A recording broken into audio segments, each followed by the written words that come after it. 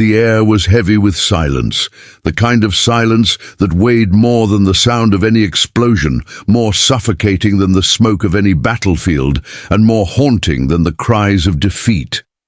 It was the silence of men whose certainty had been shattered, whose illusions had been stripped away, and whose futures lay in the hands of the enemy. On the great grey transport ship cutting steadily through the Atlantic waves, rows upon rows of German prisoners sat huddled, their once proud uniforms now ragged and unkempt, their faces drawn with exhaustion, salt, and sorrow.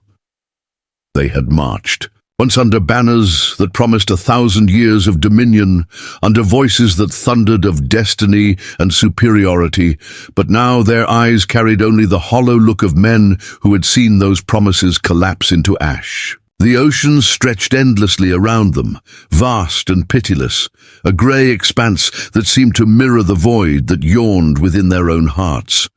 Some whispered about where they were being taken, whether they would be treated as men or as beasts, whether they would toil in fields or rot in cages. Others stared blankly at the horizon, remembering bombed-out homes, the hunger gnawing at their families, the sound of factories silenced by ruin.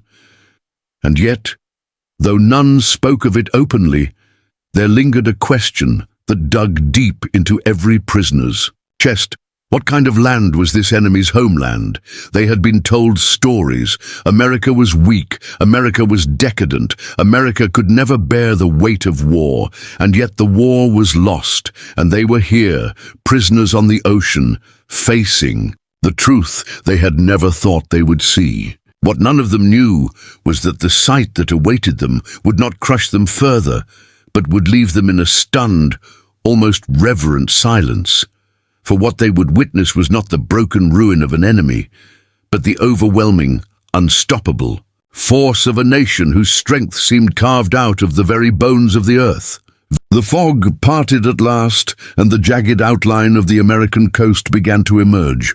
A restless stir swept over the deck. Men pressed themselves against the rails, jostling for position, their breath caught in their throats as the grey mist peeled away to reveal a scene that no propaganda could have prepared them for.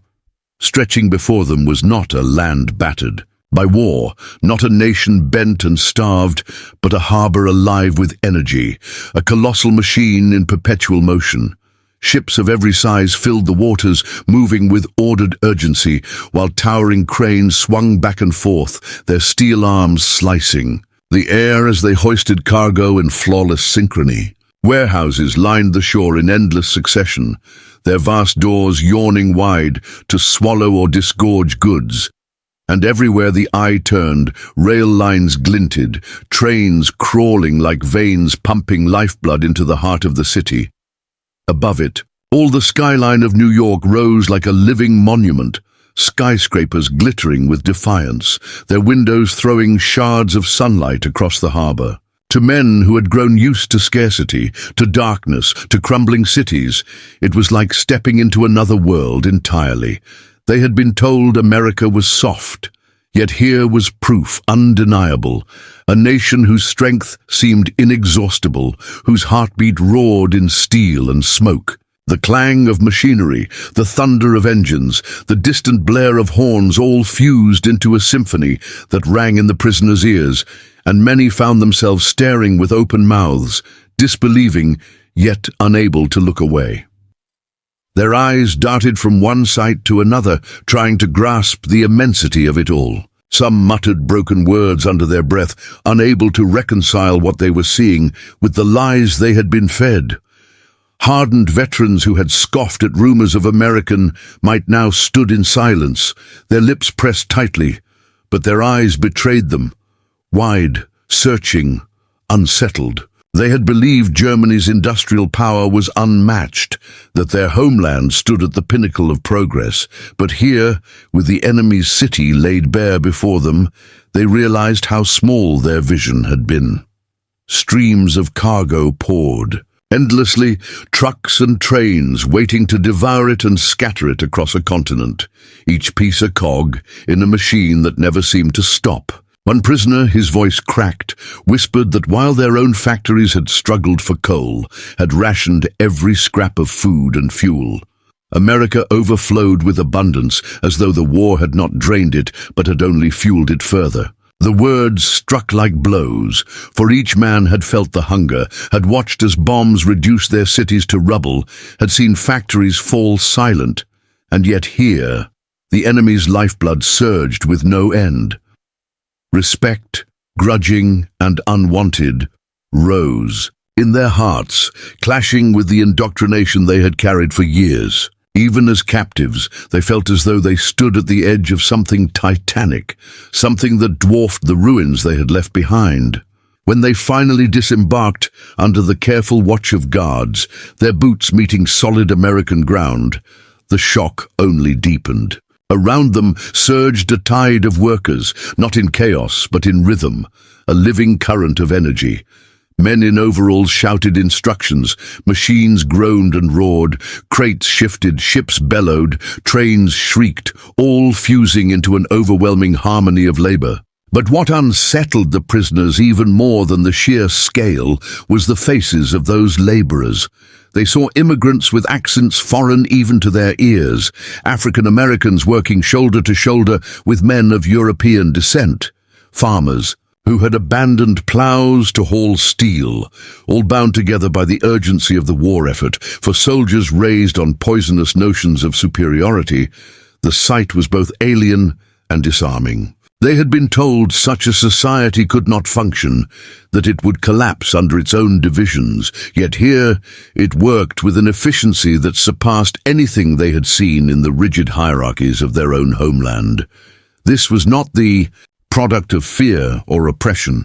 It was the force of will, the belief in something greater, the determination to move forward regardless of differences. The prisoners lowered their eyes, some in confusion, some in shame, while others simply stared. Unwilling to look away, they understood, with a clarity that stung like salt in a wound, that America's strength was not only in its machines, but in the unity of its people, in their refusal to falter, in their ability to create something unstoppable out of many. That night, as they were herded inland, the truth struck them harder than anything they had yet seen. Through the windows of the trains carrying them deeper into the American heartland, they glimpsed factories that never slept, vast fortresses of industry glowing like suns in the darkness, floodlights bathed assembly lines that stretched beyond sight, smokestacks roared fire into the sky, and the endless motion of workers and machines blurred into one ceaseless act of creation.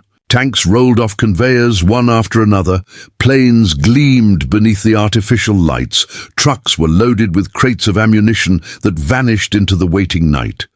The prisoners pressed their faces to the glass, fogging the windows.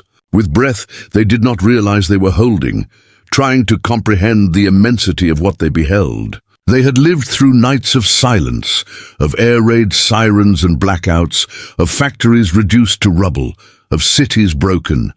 Here, in America, the night roared with life, with industry, with the unrelenting pulse of a giant that never tired. In that moment, a truth carved itself into their minds with the sharpness of steel. They had not been defeated by chance, nor by luck, nor by mere soldiers on battlefields. They had been defeated by this, by a nation whose strength was inexhaustible, whose resolve was unbreakable, whose belief in its own future transformed darkness into light and scarcity into abundance. As the train clattered on, carrying them away into captivity, they sat in stunned silence, each man turning the vision over in his mind. For the first time, they understood not just that they had lost, but why they had lost. And with that realization came something unexpected, something that left them more shaken than their capture itself, awe. The train rattled across the tracks, and though the prisoners inside were weary from the cramped hours of travel, none of them could peel their eyes from the windows. Their faces were pale, drawn and gaunt from years of war, yet when the silhouettes of towering mills and endless rows of chimneys rose on the horizon, a flicker of astonishment crossed even the hardest expressions. They had imagined America as a place of farms, small towns, and perhaps a few cities clinging to prosperity, but this was something different. An unbroken chain of industrial titans that roared with the sound of production. Boxcars shifted and clanged as the train slowed, giving them longer glimpses of giant furnaces spitting sparks, of workers in helmets and coveralls moving with practiced rhythm, of rows of finished steel beams stacked high like monuments to efficiency. Some of the prisoners whispered to each other in disbelief, while others simply stared in silence, unable to reconcile what they saw with what they had been taught to believe. The guards noticed the silence too. Where before there had been grumbling, the scraping of boots and the low mutter of complaints, now there was only the steady rattle of the wheels and the occasional sharp hiss of steam outside. Every now and then, one of the guards would glance at the faces pressed to the windows and smirk faintly, as if to say, "Yes, this is the real America. Did you really think you could beat this?" The train pushed further inland, and the scenes rolled by like a relentless film strip, enormous stockyards filled with cattle, grain silos towering like cathedrals, and convoys of trucks on the highways keeping pace with the train as if mocking the POW's helplessness. The soldiers inside the boxcars exchanged glances that said more than words could.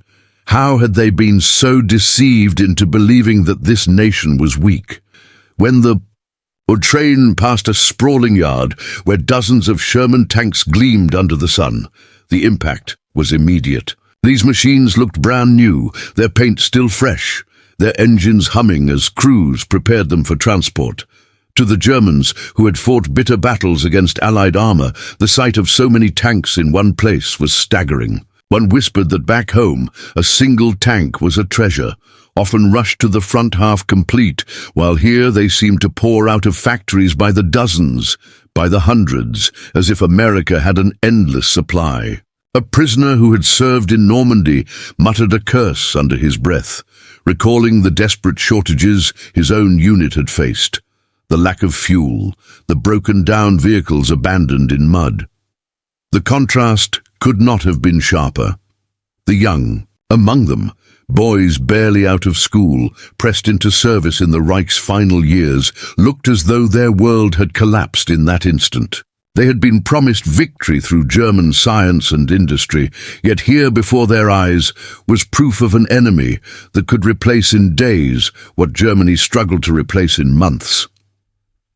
The train journey ended with the prisoners being marched into the camps, but even there, the lessons continued. They were fed with portions so generous that many blinked in confusion, unsure if it were a trick. Bread, potatoes, meat, even fruit, foods that in Germany had long since vanished into the black market, were placed before them as casually as if it were nothing. Hunger had gnawed at them for years, yet here their captors handed out food as though the supply could never end. Some felt shame at the pang of gratitude that welled up inside them, others only suspicion, but all of them understood the message. This country was wealthy enough to feed even its enemies well. Soon they were put to work in the fields, a practice both practical and symbolic. They bent their backs under the summer sun, pulling ears of corn from endless rows or stacking bales of hay, their sweat dripping into soil that seemed to stretch on without limit. And as they worked, they saw the machinery, tractors, harvesters, trucks, moving with relentless efficiency, reducing what once required hundreds of laborers into tasks completed in hours. One prisoner, once a farmer in Bavaria, shook his head. In disbelief, he had never seen so much fertile land, never seen such machines in motion. To him, it was as if America itself were a vast farm, a breadbasket too large for any blockade or bombing campaign to starve.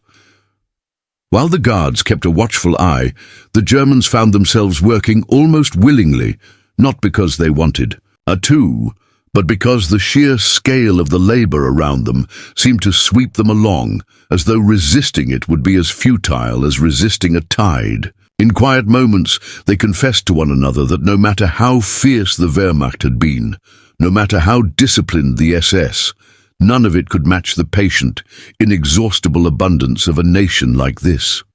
The re-education programs in the camps tried to make the same point with lectures and pamphlets, but the truth was that reality itself was a stronger teacher. The Germans could see it whenever they were marched past railways crowded with cars of coal, or when they glimpsed town markets overflowing with goods.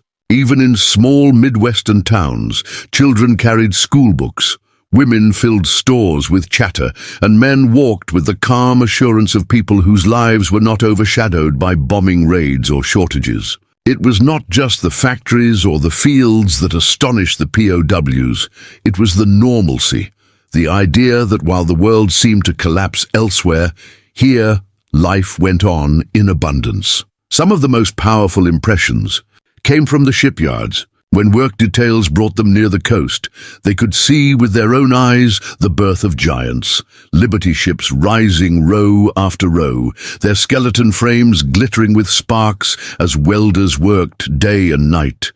Cranes swung overhead, massive. Steel plates were hoisted into place, and the whole scene moved with a rhythm so constant it was almost hypnotic. From their barbed wire enclosures, the prisoners watched as ships were assembled at a pace that defied belief. One prisoner murmured that in Germany, a single submarine took months to build under constant bombing raids, while here a cargo vessel seemed to spring to life in weeks. The shipyards were a living metaphor for what America had become, an arsenal, tireless and inexhaustible, pouring strength into every corner of the world. And as the prisoners gazed upon that organized chaos, many felt the certainty within them falter, the certainty that Germany could ever have prevailed, the certainty that they themselves had marched in the right cause. By the time weeks turned into months, the initial shock had transformed into a quieter, deeper reflection. They had seen with their own eyes the strength of America, not just in its weapons or its ships, but in its fields, its families, its ordinary citizens who lived without fear or hunger. The propaganda that had fed them for years had crumbled, replaced by the stark clarity of lived experience. They were still prisoners, still watched, still bound by wire and command, but in their minds a shift had occurred. They began to speak less of victory and more of survival, less of the Reich and more of what would come after it. And in the silence of their bunks at night, many whispered to themselves that perhaps it was not defeat they had found in America, but a vision of a future they had never imagined. The prisoners shifted uneasily as they labored beneath the looming walls of the warehouse, their shovels clinking against gravel, their hands rough from work that was meant less to punish than to keep them occupied. But their eyes were not on the dirt or the crates they hauled.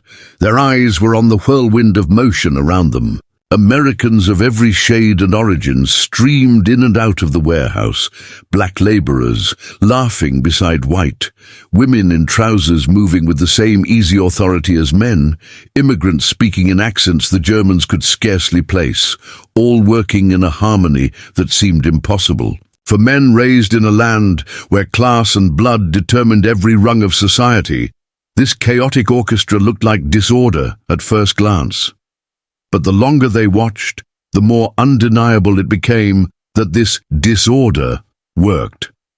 Forklifts roared past, cranes lifted entire rail cars worth of supplies, clerks shouted figures, and somehow it all flowed without pause, like a great machine whose gears meshed with invisible precision. The prisoners muttered under their breath, exchanging nervous glances, because this was not the America they had been taught to despise. This was a nation alive with strength born from cooperation, a strength Germany could never imitate. When they were marched later to the rail yard, the shock deepened. Before them stretched miles of steel tracks, humming with locomotives that thundered like living beasts. The ground shook as engines screamed, dragging behind them endless freight cars, heavy with tanks, ammunition, food, and machines. Cranes the size of watchtowers dipped and swung, plucking containers from one train to another as if playing with toys, while men below guided the dance with calm gestures. The prisoners stood in silence, their boots rooted to the platform, their faces pale. In Germany, trains had grown sporadic, crippled by bombings, their cargo scarce and desperate. But here the war seemed to have quickened the pulse of the nation, not drained it. The prisoners could not fathom how such abundance was possible. One muttered that even if every German factory worked without pause for 10 years, it could not match the river of steel and grain flowing through this single hub. They began to understand that America was not merely fighting. America was supplying the fight with a momentum that no blockade, no bombing campaign, no act of sabotage could slow. Yet perhaps the cruelest revelation came not from machinery, but from kindness. In the camp mess hall, the prisoners filed in expecting meager rations, the stale bread and watery soup they knew from home. Instead, steaming platters greeted them, bread so soft it broke with a touch, potatoes piled high, beans glistening with oil, even meat served in thick slices. They sat stiffly, hands trembling as they lifted forks, ashamed to be eating better, as captives than their wives and children could, as civilians. Across the hall, an American chaplain rose, speaking in words gentle but firm, offering prayers not for conquest, but for peace, and, shockingly, for the prisoners themselves. Some Germans turned away, jaws clenched, unwilling to accept compassion from the enemy. Others bowed their heads, tears stinging eyes they hid behind calloused hands. The guards did not jeer, did not gloat, they simply stood watch, treating their charges not as vermin, but as men. That quiet dignity wounded the prisoners more than bullets could have, because it forced them to face the truth. They had been told America was decadent, brutal, soulless. Instead, they saw a nation with both steel in its factories and mercy in its heart. The spring thaw brought yet another revelation. Truckloads of prisoners were driven beyond the camp to aid in farm labor. What met their eyes silenced even the most defiant. Vast fields unfurled in waves of gold and green, stitched with fences and dotted with red barns and silver silos, stretching farther than the horizon itself. Tractors plowed steadily, children ran laughing between rows, women carried baskets heavy with produce, and all of it unfolded with a calm prosperity utterly alien to men whose homeland had become a patchwork of ruins. There were no ration lines. Here, no bomb craters, no families wandering hungry. Here was a nation at war, and yet its soil yielded so much plenty that even its captives could be fed abundantly. The prisoners stared as the trucks rattled along the dirt roads, their knuckles white as they gripped the rails, because they knew then what none of their officers had ever admitted. Germany had never truly stood a chance against such endless land, such inexhaustible supplies, such unshakable spirit. Their Reich was but a shadow, already doomed before they had marched a single step across Europe. And so the realization sank in, deeper with each passing day. These men, who had once marched with songs of conquest on their lips, now lay awake in wooden bunks, listening to the distant thunder of American trains and the hum of factories painting the sky with fire. They thought of their families in bombed-out cities, of the promises of victory that now sounded like cruel jokes, of the pride that had once shielded their doubts now crumbling under the weight of undeniable truth. They had come to America expecting to endure captivity.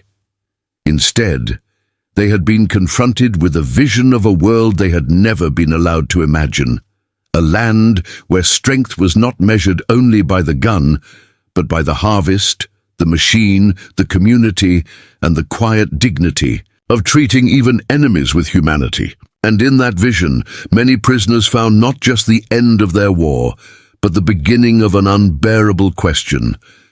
How had they ever believed they could win?